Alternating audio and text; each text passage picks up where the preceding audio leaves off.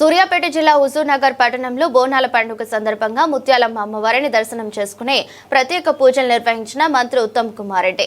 ఈ సందర్భంగా మంత్రి మాట్లాడుతూ ముత్యాలమ్మ తల్లిని దర్శనం చేసుకోవడం అదృష్టంగా భావిస్తున్నాను. ఎమ్మెల్యేగా, ఎంపీగా, మంత్రిగా ఉన్న ఎల్లప్పుడూ ఆలయ అభివృద్ధికి కృషి చేశాను.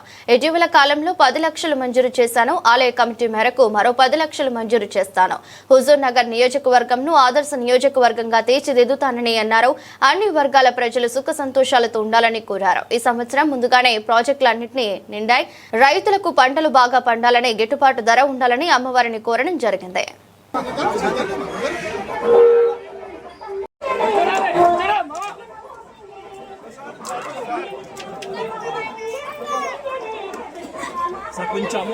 ముత్యాలమ్మ గుడికి రావడం, అమ్మవారి ఆశీస్సులు తీసుకోవడం, అమ్మవారికి ప్రార్థించడం మరి నా అదృష్టంగా భావిస్తూ నేను చాలా సంతోషంగా ఉన్నాను.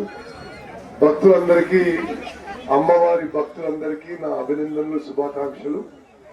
మరి ఆలయ కమిటీ వాళ్ళు కూడా, ఈ జాతర కమిటీ కూడా, మరి అధికారులు కూడా అంత మంచి ఏర్పాట్లు చేశారు.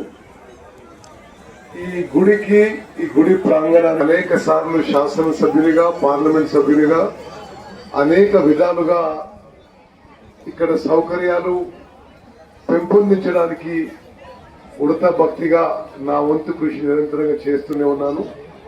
ఈసారి కూడా మరి ఈ ముత్యాలమ్మ జాతర సందర్భంగా వచ్చినందుకు నేను ఈ మధ్యకాలం 10 లక్షల రూపాయలు ఇవ్వడం జరిగింది. ఈరోజు మరి ఈ జాతర ఏర్పాట్లకు, ఈ గుడి అభివృద్ధికి, భక్తుల సౌకర్యాలకి మరి ఏ విధంగా కమిటీ నిర్ణయిస్తే ఆ విధంగా మరో 10 లక్షలు మంజూరు చేస్తా అని చెప్పి నేను మనవి చేస్తూ, మరి అక్కలు, చెల్లెళ్ళు, అన్నలు, తమ్ముళ్ళు ఇక్కడ వచ్చిన వాళ్ళందరికీ కూడా మీ ఉత్తమన్నగా నేను సవినయంగా మనవి చేస్తున్నాను.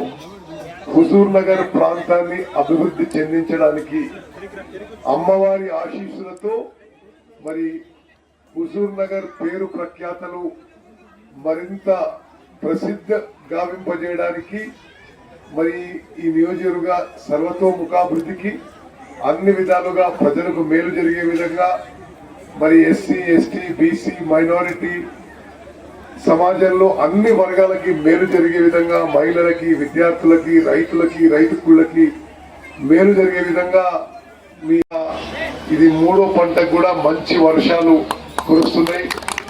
మరి అన్ని డ్యాములు కూడా ఫుల్ అయినాయి.